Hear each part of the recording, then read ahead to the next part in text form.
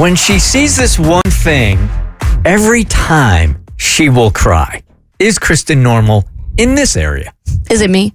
I get so tight in the chest, and it's like there's no controlling it. Like if it's this overwhelming feeling of awe, of love, of just sheer joy.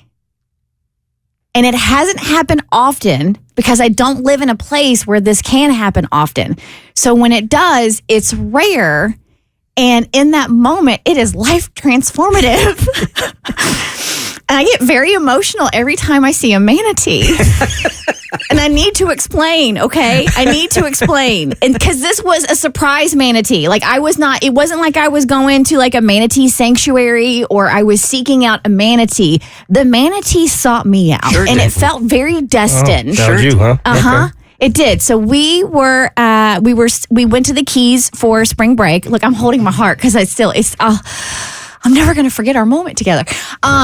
So we flew down to the Keys and we were staying at this resort. And as I told you earlier, the food was kind of meh. So we left the resort to go find some good seafood, right? Because you would think you would find good seafood in the Keys. A place that serves fresh manatee. No, absolutely not. Oh, not humanity.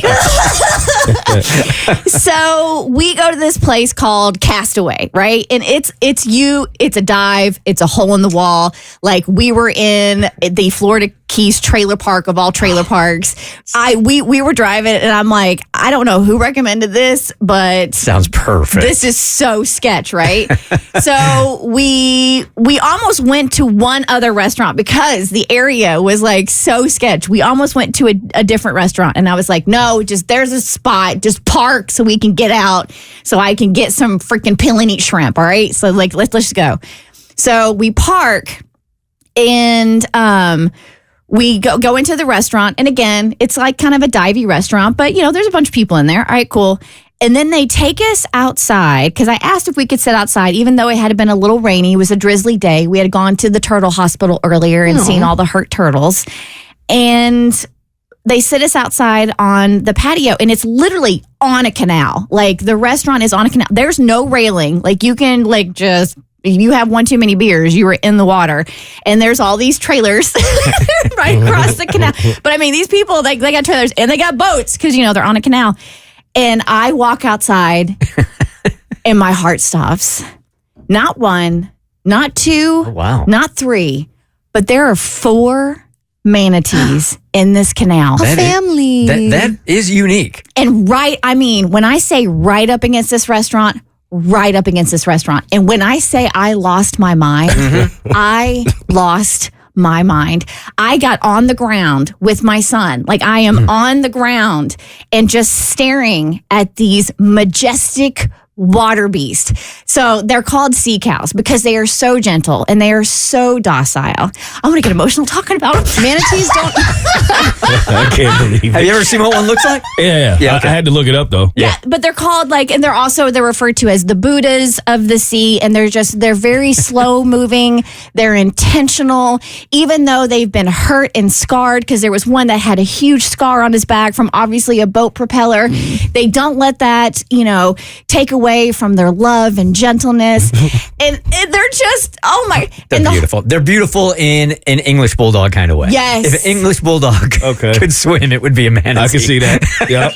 And so I'm sitting at the table and there's my husband and there's my son who I'm on vacation with. My back is turned to both of them. And I'm just staring at this canal and staring at the manatees. And there was one point when they came back up and I was like, I have to get back down on the ground so I can get closer to him. So I get back down on the ground so I can get closer to him. And the little manatee mouth comes out of the water and he's getting this water spout or whatever. And he's just like, blah, blah, blah, blah, blah. And I'm just looking at him, I'm like, oh my God, I want to touch you so bad, but I know I shouldn't because I'm not supposed to, so I'm not. But I love you so much and I just want to touch your belly and you're just so precious. And then I go back to the table and I'm getting a little verklempt. And my husband in this moment, he looks at me and he's like, what is wrong with you? That's the appropriate response. He's like, are you about to cry? And I'm like, they're just so precious. And there's so many of them and they're just so sweet. And then so we finished the meal and, teaching Jimmy about manatees or whatever. And I'm so like, you just feel so serene. Like there's a calming about them. Cause again, they're just so docile and gentle and slow moving. And I did my research and it's a reminder to slow down and to like, to maintain trust and vulnerability, even though, they've been hurt and they're now protected because, we've pretty much trashed their waterways. Good Lord. You really are into this. Oh my God. Yeah. I love them so much. And then, as if one time wasn't enough, and I was so mad because I would have gone down to the dock, but I didn't have my phone. But it's okay, I didn't have my phone because I was in the moment, and they made me slow down. I went to the marketplace at our resort to get something for lunch, and as I'm walking back, what do I see in the canal? A dolphin. No! Oh, a sea lion. No! Stray cat. Penguin. How many guesses we get? Polar bear. Your family that you were on vacation with? No, Your husband. there was a mama manatee in her No I did way. not see that Are coming. you kidding me? Oh my God! Both of them. No. Abby was right. and they're just floating there. And I just stopped on the pathway. And again, I put my hand to my little manatee heart. And I'm just like, thank you for touching my soul. What a real plot twist that was. The Bert Show.